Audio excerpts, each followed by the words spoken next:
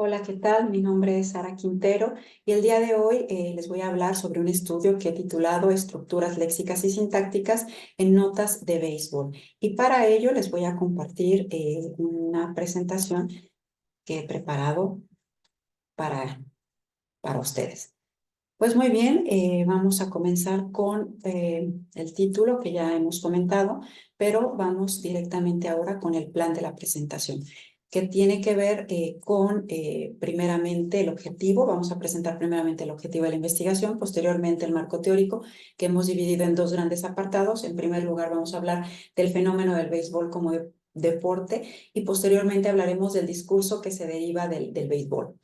También hablaremos de la metodología. Esta la hemos escindido en tres grandes apartados. En primer lugar, tocaremos lo concerniente a las preguntas de investigación. Posteriormente hablaremos del corpus, de cómo lo hemos conformado. Posteriormente hablaremos del procedimiento que hemos seguido para analizar dicho corpus. Y bueno, pues ya finalmente hablaremos del análisis y los resultados, así como de las conclusiones a las que hemos llegado con este estudio. Pues bien, en cuanto al objetivo de nuestro estudio, pues este consiste en identificar y caracterizar sintácticamente las estructuras léxicas y sintácticas que se producen o se emplean más comúnmente en un corpus que hemos conformado de 100 textos de béisbol que se han publicado en el sitio web El Fildeo, que es un sitio especializado en béisbol. Como señalábamos anteriormente, bueno, en el caso del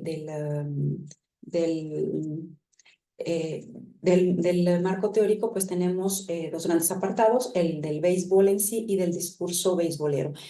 Es difícil comentar en menos de un minuto qué es el béisbol, pero de manera muy general podemos decir que es un deporte colectivo que consiste en el enfrentamiento de dos equipos. Cada equipo está conformado de 9 hombres y de alguna manera estos hombres despliegan una fuerza ofensiva al momento en que están al bat. Ellos se llaman bateadores, pero también hay un rol muy importante que juega la persona que está justamente en medio del diamante, que es el pitcher o el lanzador, y es justamente él quien va a hacer los lanzamientos a los bateadores, y de ahí, bueno, pues se va a generar todo el juego.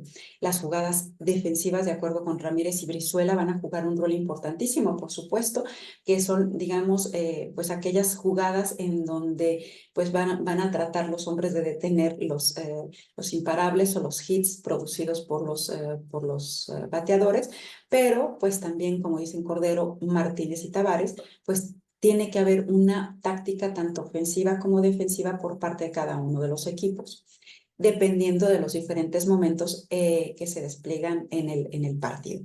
Y justamente hablando de estos momentos, pues estos diferentes episodios que conforman un partido de béisbol, así como las circunstancias en donde un equipo va ganando o va perdiendo, pues producen una multitud de datos estadísticos. Y esta estadística hace del béisbol un deporte sumamente complejo. Y esta complejidad no solamente se refleja en el deporte en sí, sino también en el discurso que se produce una vez que los diferentes medios de comunicación quieren dar cuenta de este deporte, ¿no? Y bueno, pues el análisis del discurso beisbolero en medios tanto orales como audiovisuales, como impresos y digitales, representa todo un interés y desafío para los estudiosos de la lingüística, en específico de la lexicografía, de la terminología, de la morfología y de la sintaxis, por no mencionar incluso el análisis del discurso y la lingüística del texto. ¿Y esto por qué? Bueno, simplemente uno de los puntos esenciales que vamos a tocar en este estudio es justamente las expresiones y los términos que dan cuenta de lo que sucede en el terreno de juego en el béisbol. Y esto, digamos, que despliega una multitud de características lingüísticas que son dignas de ser estudiadas. Entonces, pues, ¿qué podemos decir respecto del discurso beisbolero? Alba, por un lado, señala que en béisbol existen múltiples voces para señalar lo que sucede en el campo de béisbol. Y justamente uno pues, de los ejemplos que podemos dar es a cada uno de los 9 actos sucesivos en que se divide un partido, pues se le puede llamar de 3 diferentes maneras, incluso de más. Pero esencialmente Sánchez advierte inning, entrada y episodio, ¿no? Y lo mismo sucede, por ejemplo, con el que recibe la pelota por parte del lanzador, que puede ser catcher o receptor. El periodista de béisbol, por supuesto, como acabamos de ver, se puede servir de anglicismos que modifica y que adapta morfológicamente al español para dar así lugar a nuevos vocablos mediante la sufijación. Por ejemplo, la voz inglesa bat se toma como raíz en español y posteriormente se le van añadiendo ciertas terminaciones hispánicas y, por ejemplo, tenemos el sustantivo bate, que de ahí pues se desprende el verbo batear, el sustantivo bateador para designar a la persona, batazo para designar la jugada o incluso batería para hablar del conjunto de bateadores, ¿no? Y esto lo señala Alba en uno de sus estudios.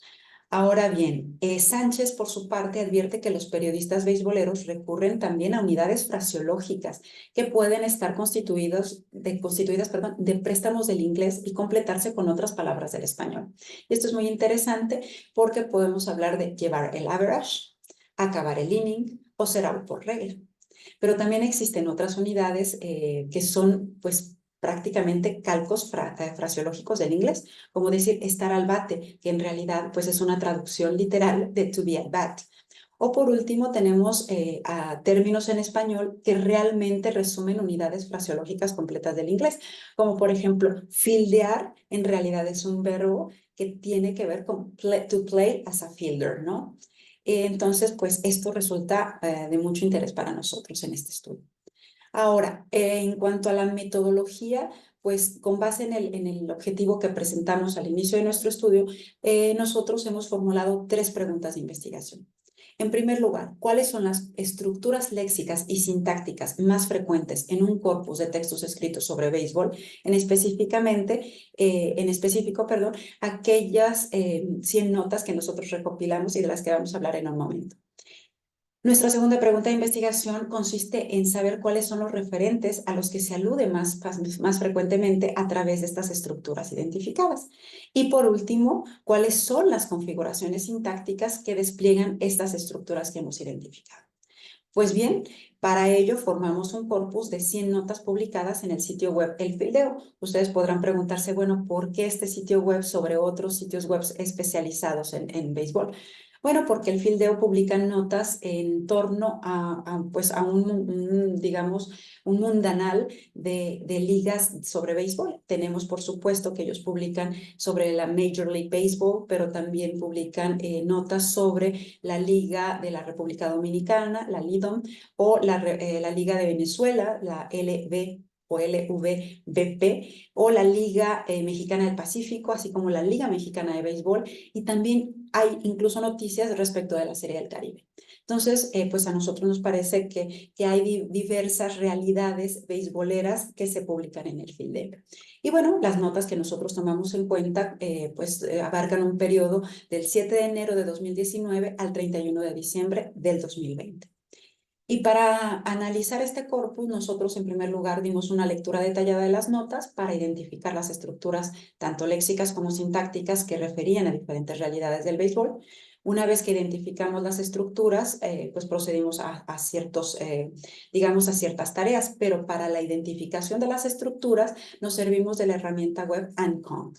En específico de 3 herramientas que despliega este programa, que son WordList, Concordance y Collocates. Esto para saber cuáles son los términos más frecuentes en el corpus y, por supuesto, el contexto o las colocaciones de los vocablos más frecuentes, ¿no?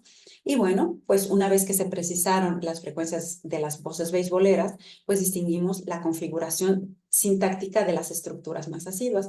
Pero como era toda un mar de información, decidimos que podíamos clasificar estas estructuras de acuerdo con los referentes a los que aludían. Y en este sentido, dividimos nuestras estructuras en 4 grandes categorías, ¿no?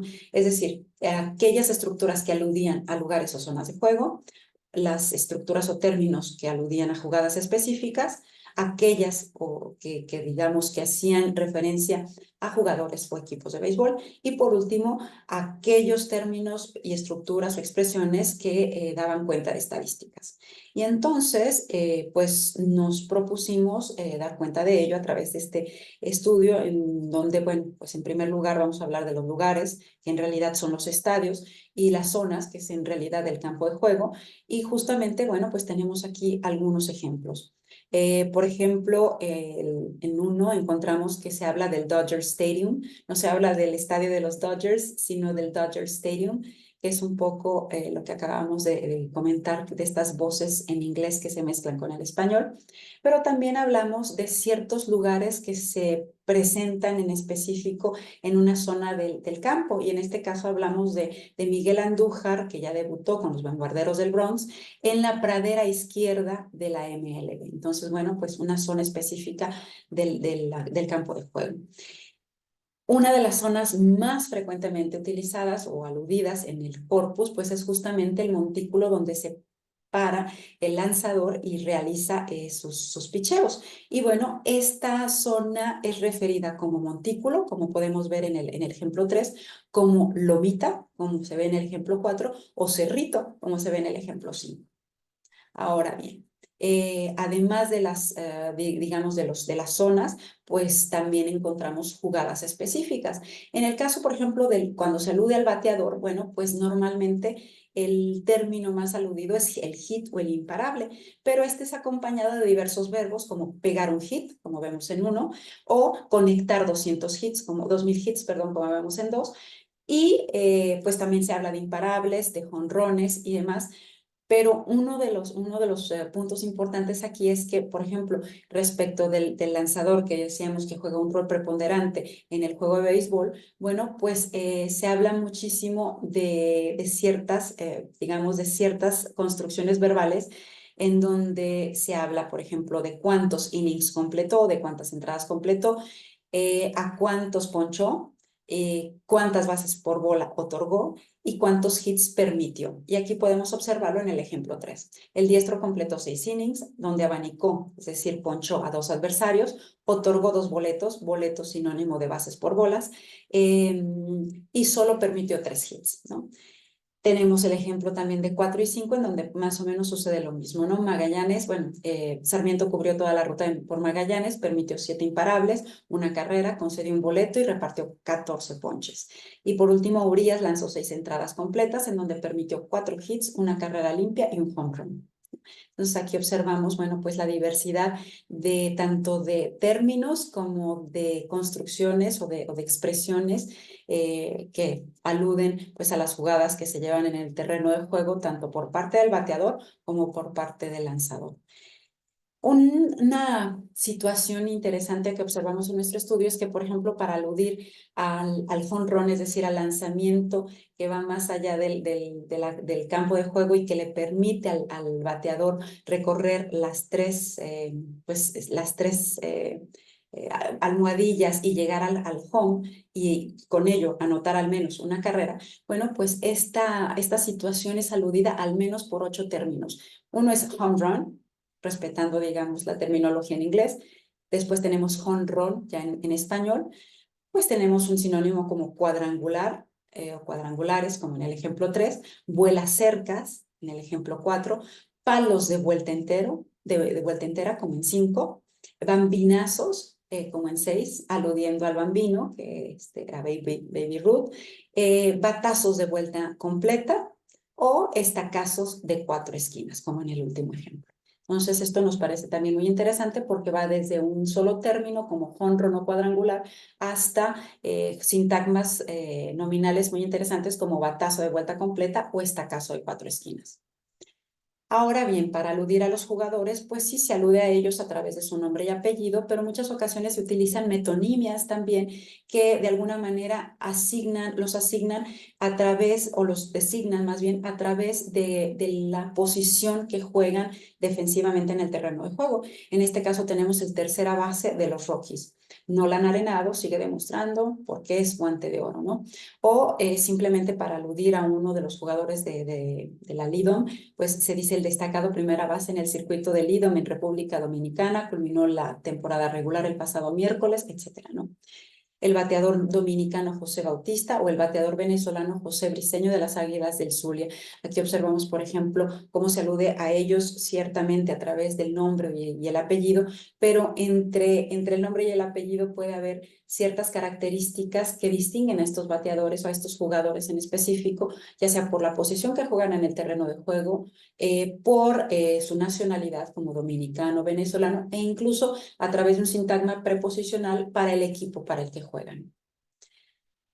Ahora bien, en cuanto a los equipos, podemos ver que estos son aludidos simplemente por el apodo y, digamos, el lugar que representan en el juego. En este caso tenemos los Tiburones de La Guaira, los Tigres de Aragua, los Marineros de Seattle, o simplemente se alude a ellos a través del apodo como los Dodgers, ¿no? En cuanto a las estadísticas, Lanzagorta nos dice que es importante que el periodista tenga cuidado de las estadísticas. Si bien se producen un singular número de estadísticas en cada juego, es importante que el periodista no abuse de ellas porque en muchas ocasiones oscurece su texto, lo encripta e incluso hace que este texto se vuelva monótono. Entonces, bueno, pues se utiliza muy de vez en cuando la estadística en las notas que hemos encontrado como, por ejemplo, cuando se alude a un lanzador y se advierte cómo le fue en un partido, pues se dice: Scherzer acabó su labor con 11 ponches, 4 carreras limpias permitidas, 4 bases por bola y 6 hits, ¿no? O en el caso de un bateador, como el caso de Wilson, pues dice: Wilson registraba 275 de average, 19 jonrones y 57 empujadas. Sin duda, una pieza fundamental para Chicago. Bueno, pues ahora ha llegado el momento de las conclusiones y en este sentido podemos decir que si bien hemos querido abarcar los referentes más asiduos de las notas, las 4 categorías han resultado no suficientes para abarcar todas las realidades, porque hay otras realidades que son mencionadas y que no las podemos, digamos, presentar aquí de manera en el video, pero sí damos cuenta de ellas en el texto escrito, por si les interesa. Y bueno, estas realidades son la organización de los juegos, las fases que constituyen un partido y las consecuencias que se derivan de ciertos resultados. En cuanto a las voces que provienen del inglés, como hemos visto, pues se mezclan con aquellas del español para dar a conocer lo que sucede en este deporte, como lo hemos visto anteriormente. Sin embargo, esto, aunado a la terminología y a las estructuras específicas del béisbol, hace que los textos realmente resulten muy poco asequibles para los lectores que no son conocedores de este deporte. Es decir, si tenemos un texto de fútbol y no conocemos de fútbol, de alguna manera sabemos, digamos, que es un gol, que es un tiro de esquina, qué pasó en el partido, etcétera, ¿no? Pero en el caso de tener un texto de béisbol, sí resulta un poquito más, digamos, encriptado y mucho más misterioso el contenido en él. Y aquí tenemos 2 ejemplos para terminar justamente con esta presentación. Por un lado tenemos la estrella de Toronto Blue Jays, no pierde el tiempo, para poder jugar béisbol en espera de la temporada 2020 de la MLB. Se rumora que el Opening Day podría incluso postergarse hasta junio de este año. Y bueno, pues tenemos otro ejemplo en donde tenemos el utility de los Mellizos de Minnesota, sigue viendo acción con su equipo en el Spring Training, aparece en el line-up como primer bate y defendiendo la tercera base.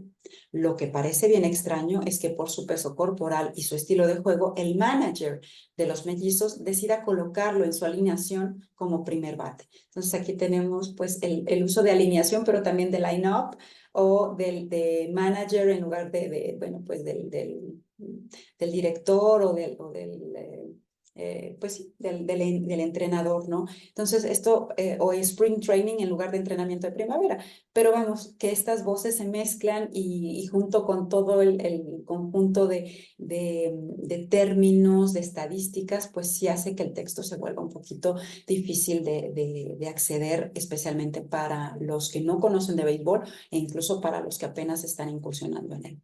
Bueno, y con ello pues damos término a esta presentación, no sin antes presentarles las principales referencias que hemos utilizado solamente en esta presentación y más, por supuesto, para el texto escrito. Les agradezco muchísimo su presencia y bueno, pues estoy atenta a sus preguntas y comentarios. Muchas gracias.